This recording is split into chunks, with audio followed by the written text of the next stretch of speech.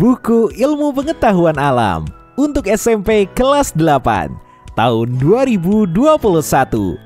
Bab 2, Struktur dan Fungsi Tubuh Makhluk Hidup. Subbab D, Sistem Ekskresi, bagian 1. Teman-teman, dari beberapa subbab pembahasan sebelumnya, kita telah mempelajari tentang makanan, sistem pencernaan, sistem peredaran darah, dan sistem respirasi. Di subbab ini, kita akan mempelajari bagaimana sampah-sampah sisa hasil metabolisme tubuh itu dibuang. Bagaimana sistem ekskresi memelihara tubuh kalian supaya tetap sehat dengan menghilangkan racun-racun tersebut. Dan juga bagaimana sistem ekskresi mampu menjaga keseimbangan tubuh bagian dalam dengan kondisi luar. Ayo kita pelajari dengan semangat. Teman-teman, bayangkan jika di rumah kalian barang-barang begitu berantakan, rumah tidak disapu, kertas-kertas berserakan, debu menumpuk, serta sampah sejak 2 minggu kemarin tidak dibuang. Sampah yang tidak dibuang dan debu-debu yang menumpuk tentu akan menimbulkan penyakit. Sampah sisa metabolisme dalam tubuh jika tidak dibersihkan akan menjadi racun dan membuat kalian sakit. Oleh sebab itu, tubuh kalian perlu membuang sampah sisa-sisa metabolisme tersebut. Proses untuk membuang sampah-sampah hasil metabolisme ini disebut ekskresi. Sistem di dalam tubuh manusia yang berperan untuk membersihkan sampah-sampah hasil metabolisme melakukannya disebut sistem ekskresi atau pembuangan. Sistem ekskresi manusia terdiri dari ginjal, paru-paru, kulit, dan liver atau hati. 2 sampah yang harus dikeluarkan dari tubuh kalian adalah sisa air dan urea. Urea adalah zat kimia sisa hasil pemecahan protein. Sementara sisa air yang dikeluarkan adalah berupa urin yang mengandung urea dan sisa metabolisme lainnya. Teman-teman, sekarang kita latihan. Ayo kita analisis data. Yuk simak contoh berikut. Urin terbuat dari air, bahan padatan organik, dan bahan padatan anorganik. Bahan padatan organik terdiri dari urea dan asam urea. Bahan padatan anorganik terdiri dari garam dan mineral. Bahan padatan ini larut di dalam air. Pada kondisi normal, kandungan urin terdiri dari 95% air dan 5% padatan. Dan saat kondisi normal, bahan padatan urin terdiri dari 45% urea, 25% anorganik, dan 30% non-urea organik. Hitung berapa persenkah bahan padat yang terkandung di dalam urin pada kandungan urin dalam kondisi normal. Serta hitung persentase urea yang terdapat di dalam urin pada bahan padatan di dalam urin yang normal. Coba dengar kembali kandungan urin dalam kondisi normal. Apakah ada pengaruh persentase air dengan kondisi kesehatan seseorang? Apabila terjadi penurunan tajam persentase air pada kandungan urin dalam kondisi normal, apa pengaruhnya terhadap kesehatan manusia?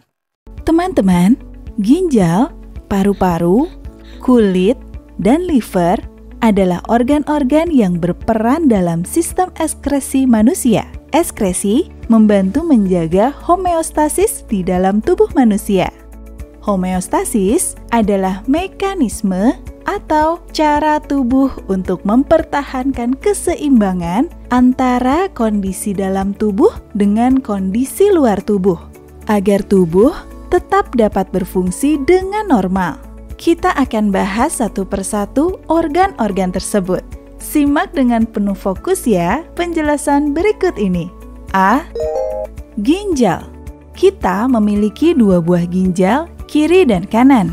Ginjal berfungsi untuk menyaring darah dengan cara membuang urea dan sampah metabolisme dari dalam darah dan mempertahankan zat-zat yang masih dibutuhkan oleh tubuh. Sampah-sampah atau zat sisa ini dibuang melalui urin. Urin mengalir dari ginjal menuju saluran yang bernama ureter. Ureter membawa urin dan menyimpannya di kandung kemih, sampai saatnya urin dilepaskan melalui uretra.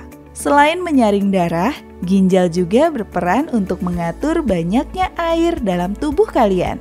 Hal ini diperlukan agar kondisi tubuh bagian dalam kalian seimbang atau yang tadi disebut sebagai homeostasis. Urin yang terbentuk pun membutuhkan air. Tubuh memiliki cara untuk menjaga jumlah air agar seimbang. Di hari yang panas, ketika tubuh kalian berkeringat dan kalian tidak banyak minum, maka urin kalian akan sedikit dan sangat pekat. Sementara di hari yang dingin, kalian akan sering buang air kecil dengan volume urin yang cukup banyak. B. Paru-paru, kulit, dan hati. Paru-paru turut berperan dalam sistem ekskresi dengan cara melepaskan karbon dioksida dan air ketika kalian bernapas. Kelenjar keringat di kulit kalian melepaskan keringat yang terdiri dari air, garam mineral, dan sedikit urea. Hati membuat urea yang berasal dari pemecahan protein. Hati juga berperan untuk memecah banyak sampah metabolisme menjadi bentuk yang bisa dibuang oleh tubuh. Sebagai contoh, hati memecah sel darah merah yang sudah tua agar dapat membentuk sel darah merah yang baru. Selanjutnya, mari kita uji kemampuan kalian. 1. Bagaimanakah cara urin meninggalkan tubuh kita? 2. Di manakah urin disimpan? 3. Bagaimanakah ginjal mampu menjaga homeostasis? 4. Mengapa kadar gula di dalam darah kita menunjukkan sesuatu yang tidak beres dalam tubuh kita? 5. Pada hari Sabtu yang cerah, Kiki sedang bersantai di rumah. Dia meminum 2000 ml air dan memproduksi 1500 ml urin. Keesokan harinya, dia berolahraga di taman. Kiki meminum 2200 ml air dan menghasilkan 1100 ml urin. Coba hitung persentase air yang berubah menjadi urin setiap harinya. Kemudian, jelaskan apa yang menyebabkan perbedaan persentase dari urin yang dihasilkan di kedua hari tersebut. Dengarkan penjelasan berikut untuk pertanyaan soal nomor 6. Rata-rata air yang hilang per harinya di dalam tubuh manusia dalam mililiter sebagai berikut. A. Paru-paru dalam kondisi normal kehilangan 350 ml. Saat kondisi panas, kehilangan 250 ml. Saat olahraga berat, kehilangan 650 ml. B. Urin. Dalam kondisi normal, kehilangan 1400 ml. Saat kondisi panas, kehilangan 1200 ml. Saat olahraga berat, kehilangan 500 ml. C. Keringat. Dalam kondisi normal, kehilangan 450 ml. Saat kondisi panas, kehilangan 1750 ml. Saat olahraga berat, kehilangan 5350 ml. D. Sampah atau sisa pencernaan. Dalam kondisi normal, kehilangan 200 ml. Saat kondisi panas, kehilangan 200 ml.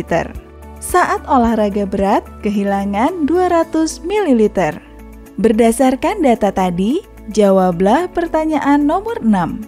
Berapakah total air yang hilang saat cuaca panas dan saat berolahraga berat? Karena itu, rekomendasikanlah jumlah cairan yang perlu kita konsumsi pada cuaca panas atau setelah berolahraga berat. Hai teman-teman!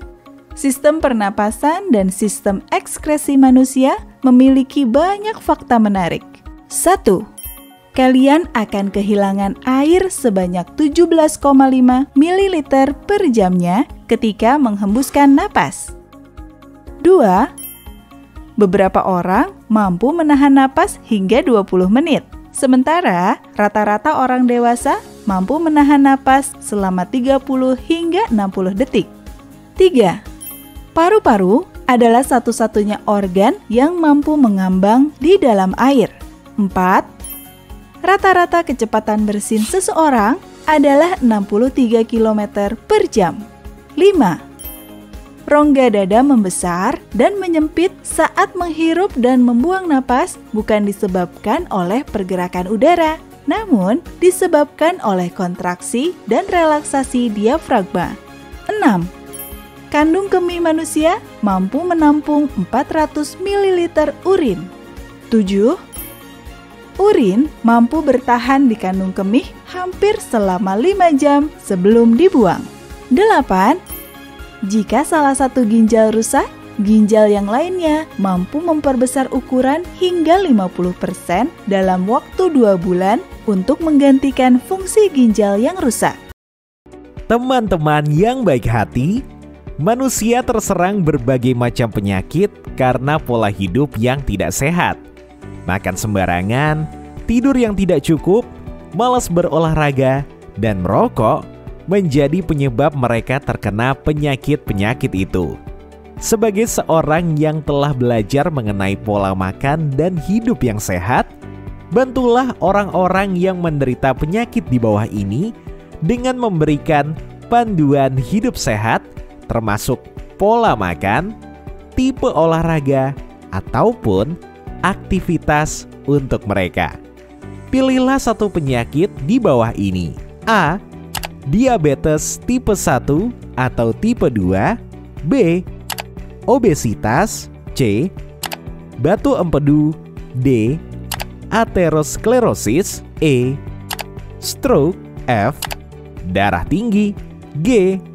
GERD atau MAH. Panduan itu dibuat dalam bentuk produk, bisa berupa buku panduan hidup sehat, esai, poster, ataupun rekaman suara khusus mengenai penyakit yang dipilih. Di dalam produk tersebut harus berisi 1. Penjelasan mengenai penyakit yang dipilih. 2. Tipe diet, makanan yang justru memperparah penyakit yang diderita. 3. Menu diet selama 1 hari yang mampu menurunkan resiko penyakit tersebut. Carilah jumlah kalori yang dibutuhkan oleh penderita penyakit tersebut. Menu makanan yang dibuat juga harus menyertakan berapa jumlah kalori per porsinya.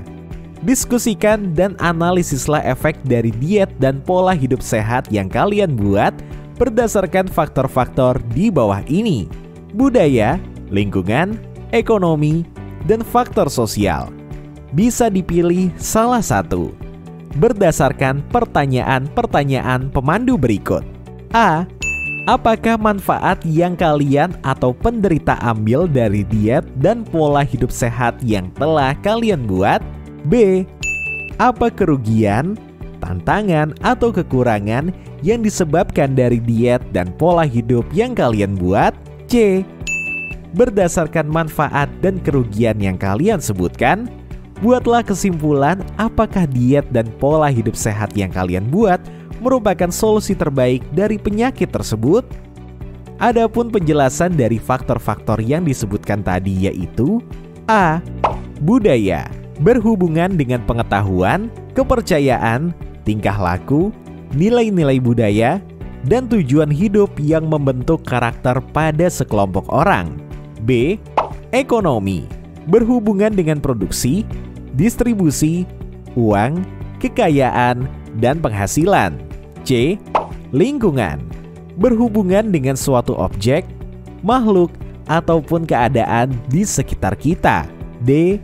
Sosial, berhubungan dengan interaksi antar manusia, kesejahteraan, kelas sosial, keadilan, dan keselamatan manusia. Ingatlah teman-teman. 1. Lakukan parafrase informasi yang kalian dapat, baik dari buku ataupun internet, ataupun dari tenaga ahli, dengan menggunakan kalimat yang mudah dipahami. 2. Cantumkan setidaknya 3 sumber yang terpercaya. 3. Lengkapi dengan daftar pustaka di akhir produk. Sampai jumpa pada pokok bahasan di bab berikutnya. Tetap semangat!